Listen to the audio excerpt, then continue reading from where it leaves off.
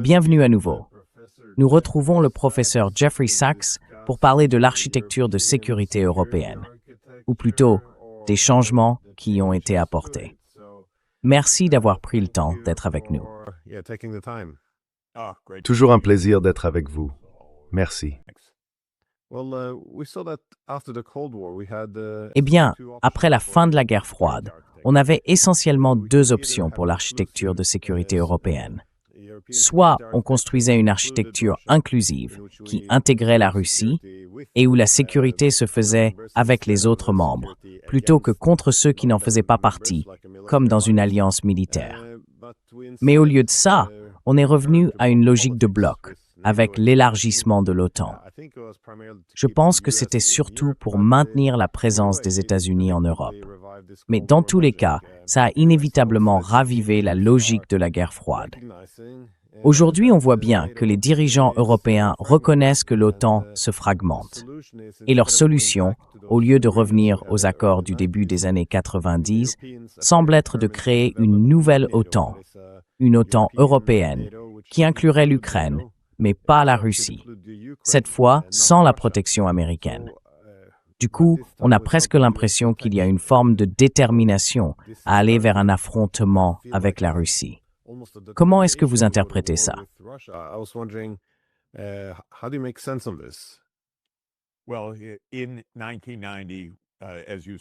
Eh bien, en 1990, comme vous le dites, il y avait une option sur la table qui était tout à fait extraordinaire, vraiment historique.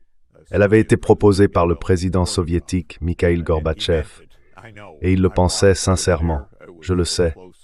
J'ai vu, j'étais là, j'étais tout près. Sa proposition, c'était une maison européenne commune.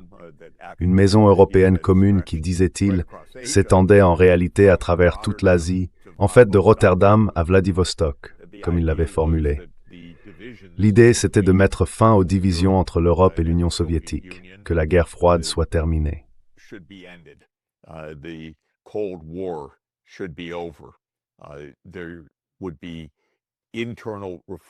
Il devait y avoir des réformes internes en Union soviétique, une démocratisation, une démilitarisation et un changement fondamental dans l'architecture de sécurité, la dissolution de l'alliance militaire soviétique, le pacte de Varsovie, et au maximum, la fin de l'OTAN en tant qu'organisation à vocation expansionniste ou offensive.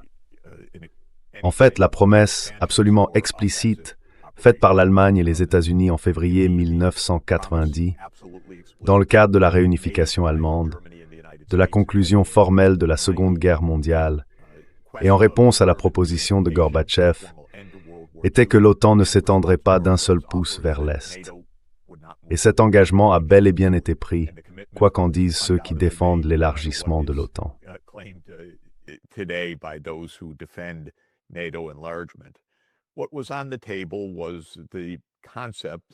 Ce qui était sur la table, c'était le principe inscrit, en fait, 15 ans plus tôt dans l'acte final d'Helsinki, celui de la sécurité indivisible. Autrement dit, il ne devait pas y avoir de sécurité fondée sur des blocs. Aucun pays ne devait rejoindre une alliance qui menacerait un voisin. Et plus précisément, aucun pays ne devait, par exemple, adhérer à une OTAN en expansion qui mettrait en danger ceux qui n'en faisaient pas partie. C'était clair, c'était posé, et cela a été rejeté. C'est donc un point assez intéressant.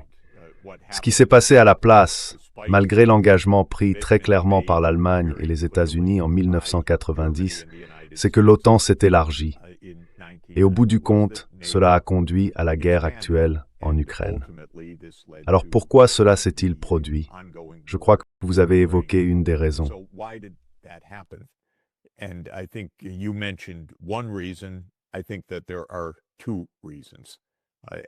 Je pense qu'il y a deux raisons, et ces deux raisons remontent à la création même de l'OTAN.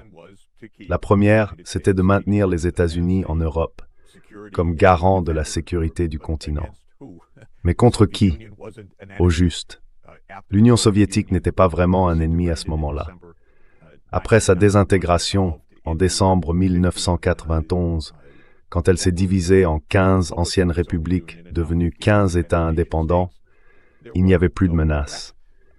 Mais certaines parties de l'Europe, surtout les pays d'Europe centrale et orientale, qui venaient tout juste de sortir de la domination soviétique, ont dit « Eh bien maintenant, nous voulons que les États-Unis restent pour nous protéger contre toute forme de revanchisme soviétique ou russe. »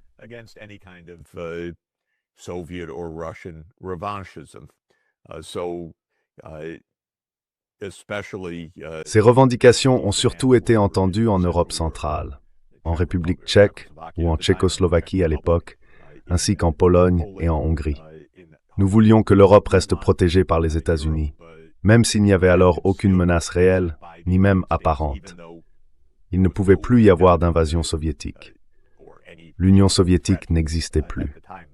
La Russie, elle, se tournait entièrement vers l'intérieur, vers la restructuration et la réforme. Elle démantelait son complexe militaro-industriel. Je le sais, j'y étais.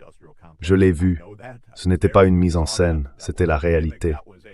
Elle réclamait simplement de la coopération, des investissements pacifiques, la transformation de ce qui avait été une industrie militaire en une industrie civile.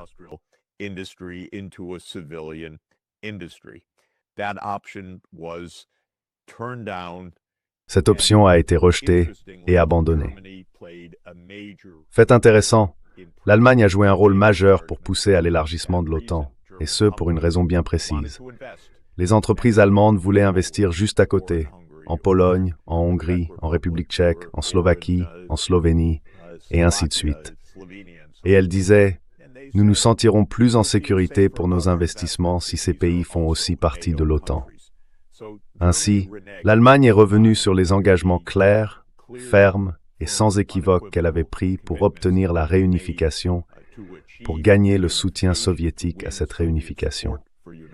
Elle a immédiatement commencé à plaider pour l'élargissement de l'OTAN, probablement afin de protéger les nouveaux investissements commerciaux réalisés dans les pays voisins. Mais il y avait une deuxième idée. Ce n'était pas la seule raison de l'élargissement de l'OTAN. Les États-Unis ont choisi cet élargissement comme un outil de politique étrangère. Pourquoi faire? Pour l'hégémonie.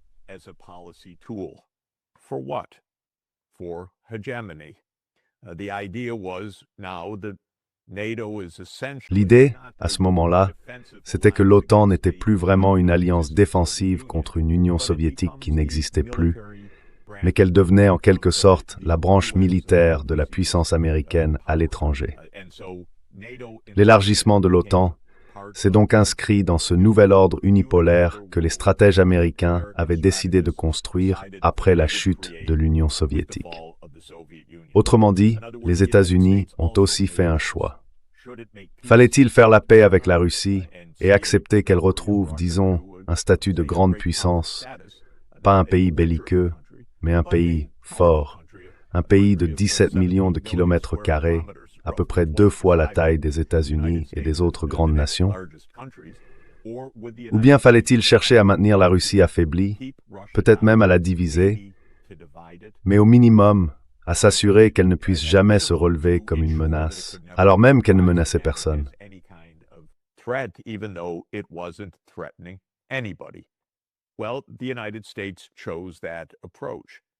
Eh bien, les États-Unis ont choisi cette approche. Pendant que les pays européens, surtout l'Allemagne et ceux d'Europe centrale, disaient « Nous voulons plus d'OTAN », les États-Unis ont aussi décidé que oui, c'était une bonne idée, non pas pour protéger ces pays, mais pour projeter la puissance américaine. Et le principal défenseur de cette idée, le principal idéologue, je dirais, dans les années 90, c'était Zbigniew Brzezinski. C'est un homme très intelligent, très intéressant. Mais il n'aimait pas la Russie, et il ne voulait pas que la Russie ait une position forte, même pacifique. Peut-être qu'en tant que polono-américain, il reflétait la longue histoire polonaise de sentiments anti-russes qui remonte au partage de la Pologne au XVIIIe siècle, et même à des guerres encore plus anciennes entre les pays polono-lituaniens et la Russie.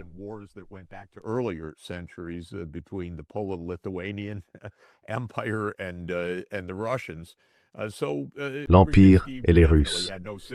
Donc Brzezinski n'avait clairement aucune sympathie pour la Russie. Il voulait la voir affaiblie, divisée, et pour lui l'élargissement de l'OTAN faisait partie intégrante de cette stratégie. Dans son livre de 1997, Le Grand Échiquier, un ouvrage à la fois intéressant, provocateur, mais totalement erroné et dangereux, il exposait le jeu géopolitique américain autour de l'expansion de l'OTAN. Il expliquait que l'Eurasie est le centre du monde et que l'Ukraine en est le pivot géographique. Celui qui contrôle l'Ukraine contrôle l'Eurasie. D'ailleurs, à l'époque, la Chine était considérée comme une puissance secondaire sans réel intérêt pour les États-Unis, reléguée en périphérie. La vraie question, c'était la Russie et ce qu'il fallait en faire.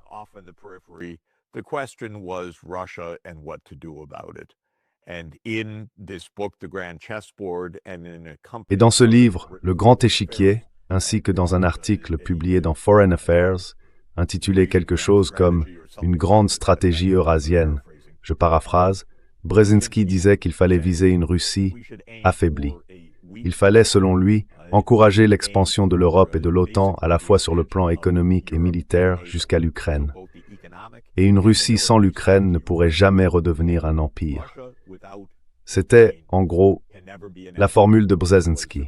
L'Ukraine devenait donc un enjeu, un véritable prix géopolitique. Si nous prenons l'Ukraine, disait-il, alors nous écartons à jamais toute prétention de la Russie à un statut de grande puissance. Dans ses réflexions, Brzezinski allait même plus loin. Il imaginait que la Russie pourrait finir par se diviser. Peut-être, disait-il, deviendrait-elle une confédération lâche composée de 3 parties. Une Russie européenne, une Russie serbe et une Russie gagnante.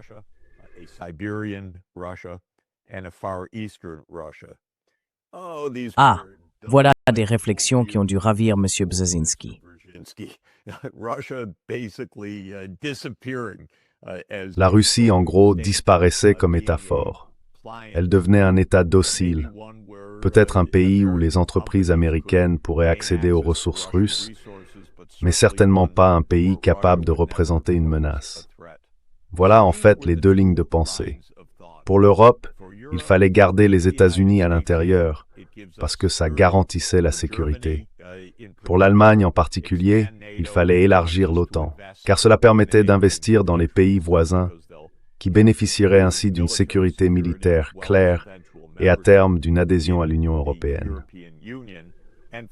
Et pour les États-Unis, il s'agissait de placer des pièces sur l'échiquier mondial afin d'assurer ce qui était devenu, après 1991, une politique nouvelle et explicite, mais qui au fond avait toujours été celle des États-Unis depuis 1945, la recherche de l'hégémonie mondiale. Entre 1945 et 1991, la guerre froide s'était interposée avec un rival de superpuissance. Mais après 1991, sans rival sur la scène internationale, l'hégémonie mondiale est apparue au grand jour. La fin de l'histoire semblait arriver et l'OTAN devenait un instrument très pratique pour l'expansion du pouvoir américain en Eurasie.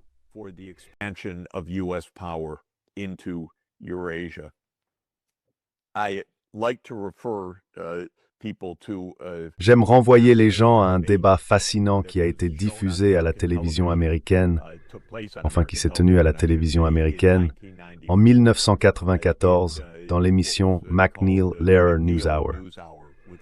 C'était animé par un excellent journaliste, Robert MacNeil, qui avait interviewé 2 personnes à propos de l'élargissement de l'OTAN.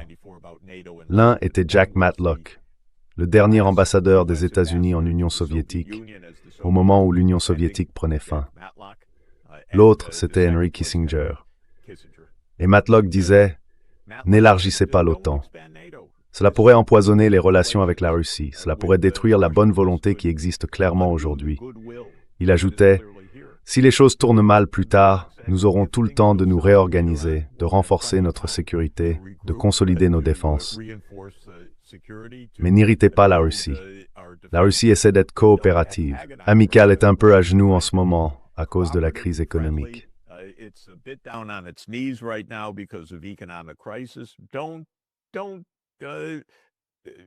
Ne bousculons pas un chemin fragile, mais positif vers la paix. Kissinger dit non, l'OTAN doit s'élargir. Et MacNeil lui demande pourquoi. Monsieur Kissinger, la Russie est-elle une menace? Et il répond non, la Russie n'est pas une menace. Eh bien, la Russie menace-t-elle l'un de ses voisins? Oh non, la Russie est trop faible, elle ne menace aucun de ses voisins. Alors, Monsieur Kissinger, l'élargissement de l'OTAN risquerait-il d'irriter la Russie? Oui, ce serait le cas. Eh bien, Monsieur Kissinger, si la Russie n'est pas une menace et que cela risquerait de l'irriter, pourquoi le faire? Et Kissinger donne la réponse impériale classique. Il dit, eh bien, si on ne peut pas les provoquer quand ils sont faibles, qu'est-ce qu'on fera quand ils seront forts? C'était donc une forme d'antagonisme anticipé. En d'autres termes, il fallait s'imposer pendant que nous étions forts et qu'eux étaient faibles.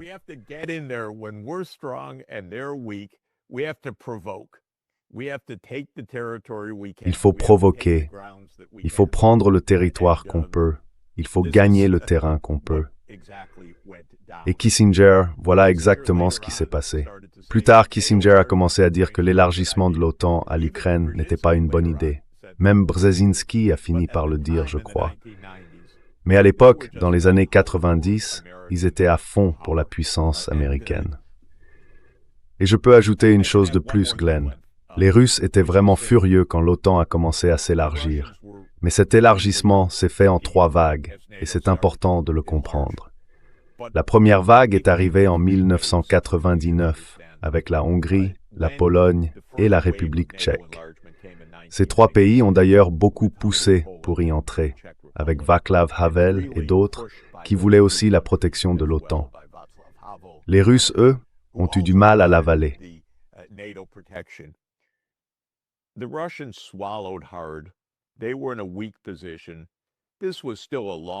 Ils étaient en position de faiblesse. C'était encore loin de leurs frontières. Ils étaient mécontents. Ils pensaient avoir été trompés. Et c'était vrai. Mais ils ont tout de même accepté l'élargissement de l'OTAN lors de cette première vague. Et quand le président Poutine est devenu président, il n'était pas hostile à l'Europe ni aux États-Unis. On sait qu'il a même envisagé que la Russie rejoigne l'OTAN. Puis il a découvert que non, en réalité, l'OTAN était contre eux. Cela ne s'est révélé que plus tard. La deuxième vague d'élargissement de l'OTAN a amené l'alliance jusqu'aux frontières de la Russie, en mer du Nord et dans les pays baltes. Cette vague de 2004 comprenait 7 États, la Lettonie, la Lituanie et l'Estonie, dans la région baltique, ainsi que la Slovénie, la Slovaquie, la Bulgarie et la Roumanie. Ah là, on parlait vraiment de sécurité nationale. La mer Noire passait sous contrôle de l'OTAN, les pays baltes aussi. Et cette expansion de 2004 est arrivée juste après le retrait des États-Unis du traité sur les missiles antibalistiques en 2002.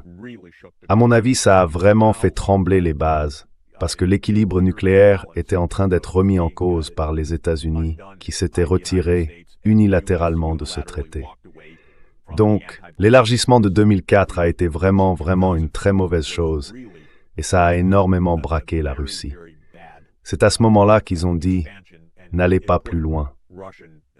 Et c'est là que le président Poutine a déclaré à la conférence sur la sécurité de Munich en 2007 « Ça suffit, vous avez triché, vous avez rompu vos engagements, mais n'avancez pas davantage. »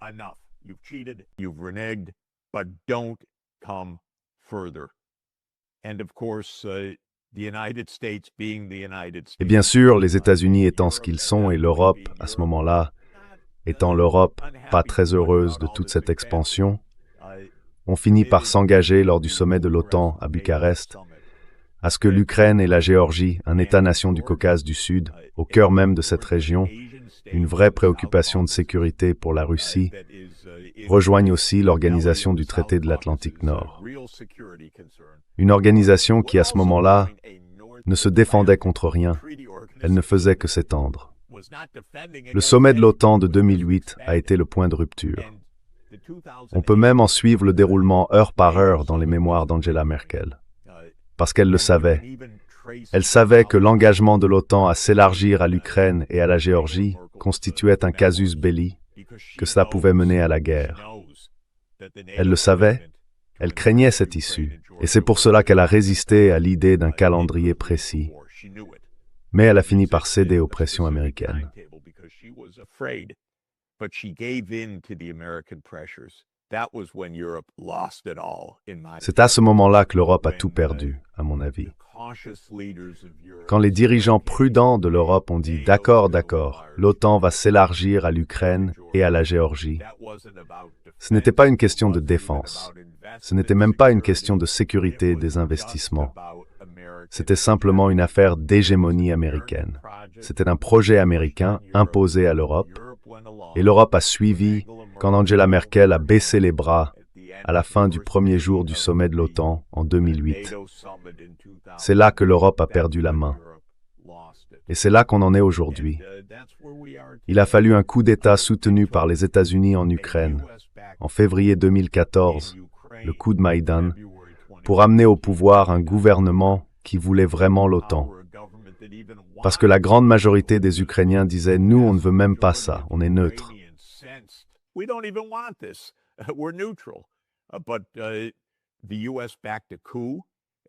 Mais le coup d'État soutenu par les États-Unis, mené par des paramilitaires d'extrême droite venus de l'ouest de l'Ukraine, a en réalité pris le contrôle du gouvernement. À partir de là, les États-Unis et l'Ukraine ont poursuivi d'élargir l'OTAN. Quand les États-Unis ont fini par se désintéresser de ce projet, parce que la Russie s'y est opposée, qu'elle a résisté et qu'elle a dit non, l'OTAN ne s'étendra pas à l'Ukraine. Les Européens, eux, ont repris le flambeau et en ont fait leur grand projet. Et cela rejoint ce que vous disiez au début. Les Européens parlent maintenant d'une alliance militaire qui inclurait l'Ukraine. Mais s'ils font ça, ça veut simplement dire la guerre avec la Russie. C'est insensé. Regardez une carte. L'Ukraine devrait être neutre. Point final. C'est la seule voie vers la paix. Et les Européens rejettent cette idée pour une raison que Dieu seul connaît, mais c'est complètement fou.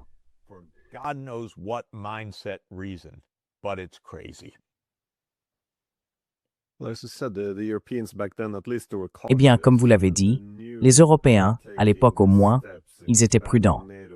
Ils savaient que prendre ces mesures, élargir l'OTAN, surtout à l'Ukraine, allait provoquer une guerre.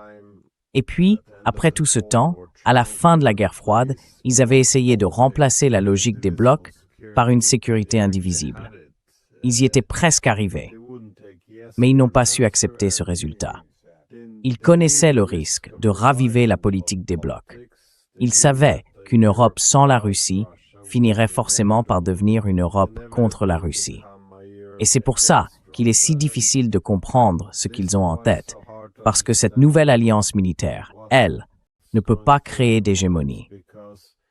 Ça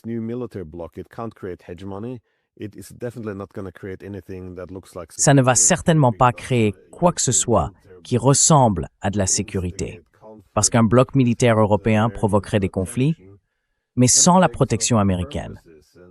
On se demande vraiment quel en est le but. Et si on regarde ça en même temps que d'autres initiatives, comme tous ces pays européens, y compris l'Allemagne, qui poussent ces programmes de drones, cette production massive de drones longue portée destinée explicitement à frapper en profondeur la Russie. Ils parlent sans arrêt de dissuasion et d'aide à l'Ukraine, mais en réalité, les Européens sont désormais en guerre contre la Russie. C'est difficile de comprendre quel est le but, vraiment. Oui. Let me try to give you my explanation. First, let me say it's madness. It's suicidal. It's a path of war. So what I'm about to say as explanation is not justification. It's trying to understand what is going on, because this is crazy, what Europe is doing right now, thinking that it's girding for war with a nuclear superpower. Crazy. So what is going on? Well, part of it is really the mindset of Eastern Europe. Eastern Europe was under Soviet domination for 45 years, basically. And they have this visceral hatred, fear of Russia. And so a lot of this is driven by the Baltic states. It's driven by Poland, certainly.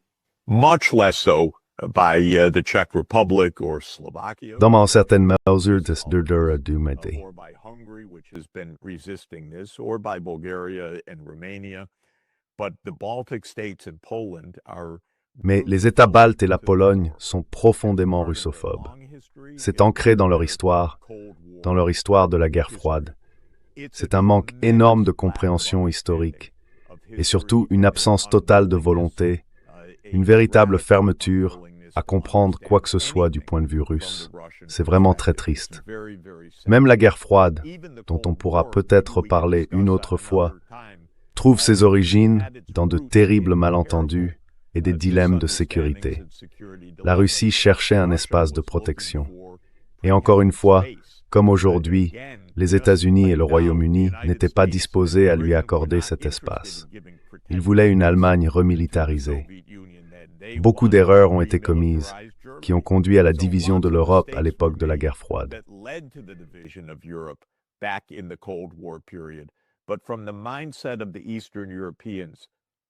Mais du point de vue des Européens de l'Est, c'est ça qui les motive aujourd'hui. Cette russophobie née de leur histoire, de 1945 à 1989-91. Et je pense que c'est une énorme erreur, une incompréhension totale de l'histoire, une lecture complètement fausse de tout ce qui se passe en ce moment. Donc ça, j'en ai peur, c'est un élément majeur. Et puis à Bruxelles, le projet européen dépend aussi du fait de garder ses nouveaux membres satisfaits. Ils ne veulent pas d'une Europe politiquement divisée. Alors, qui est leur principal porte-parole en politique étrangère? Un Estonien, totalement russophobe. C'est insensé que le continent européen adopte les idées les plus russophobes comme ligne directrice. Mais c'est ce qu'ils font, en partie, pour préserver leur cohésion interne en Europe. Mais il y a un deuxième point, Glenn, que je trouve vraiment important.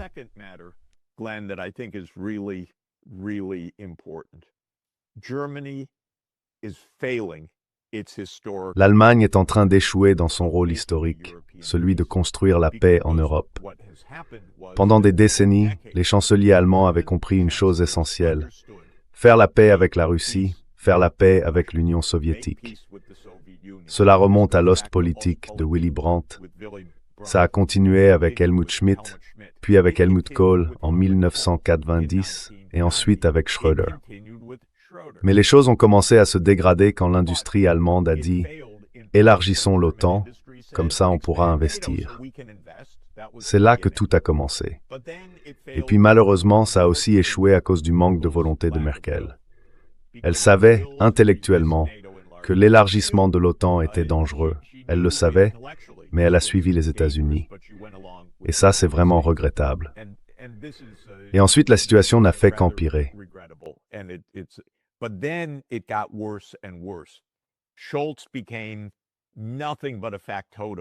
Scholz est devenu rien de plus qu'un exécutant de l'administration Biden. Pas la moindre réflexion sur à quel point cette situation est dangereuse. Et Merz, c'est encore pire. Merz est presque un va-t-en-guerre déclaré. C'est choquant pour un chancelier allemand. Vraiment complètement choquant. Et donc, en plus des peurs d'Europe de l'Est, compréhensibles mais à mon avis mal orientées, il y a ce manque, en Allemagne, de conscience de soi, de mémoire historique, de compréhension du fait que l'Allemagne a rompu son propre engagement envers l'Union soviétique puis envers la Russie, et que l'Allemagne est essentielle à la sécurité indivisible de l'Europe. Et maintenant, Merz dit ouvertement qu'il faut se préparer à la guerre. Pourquoi? C'est sidérant. Je ne peux pas vraiment dire pourquoi. C'est une incompréhension totale des véritables besoins de l'Allemagne et de sa vraie place dans le monde. C'est d'une certaine manière terrifiant.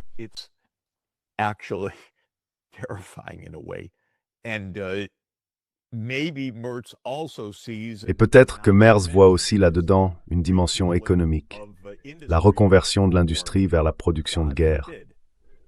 Dieu nous en garde. Du keynésianisme militaire, c'est vraiment ça, l'Allemagne d'aujourd'hui.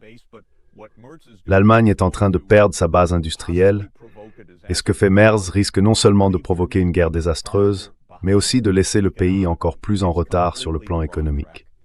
C'est une voie complètement erronée. Tout cela pour dire que je vois aujourd'hui deux dynamiques à l'œuvre. La plupart de l'Europe de l'Ouest n'est pas vraiment engagée dans cette logique. L'Europe de l'Est, en revanche, ou du moins une grande partie, les pays baltes et la Pologne en particulier, poussent clairement cette ligne anti-russe, presque russophobe. L'Allemagne, tragiquement, absurdement inconsciente d'elle-même, est maintenant même promotrice de cette idée. Et puis toujours en toile de fond, il faut ajouter la grussophobie britannique.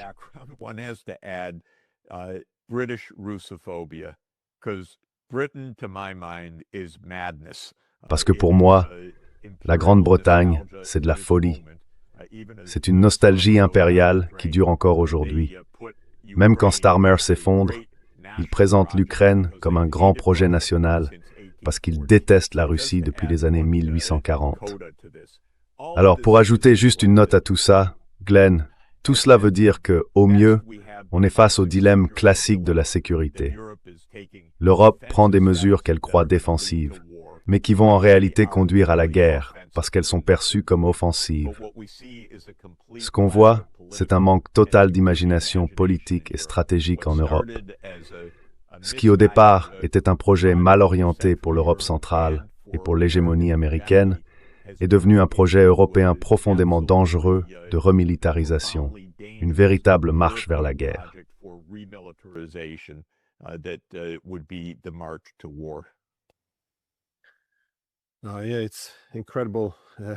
Oui, c'est incroyable tout ce qu'ils ont fait et la façon dont ils redéfinissent la dissuasion aujourd'hui. Si toute votre sécurité repose sur la dissuasion, c'est déjà assez terrible. Mais ce qu'ils mettent maintenant dans cette catégorie n'a clairement rien à voir avec la dissuasion. Exactement. Mais bon, nous en sommes là. En tout cas, merci beaucoup pour votre analyse et bon vol. Parfait. D'accord, on se parle bientôt. Salut!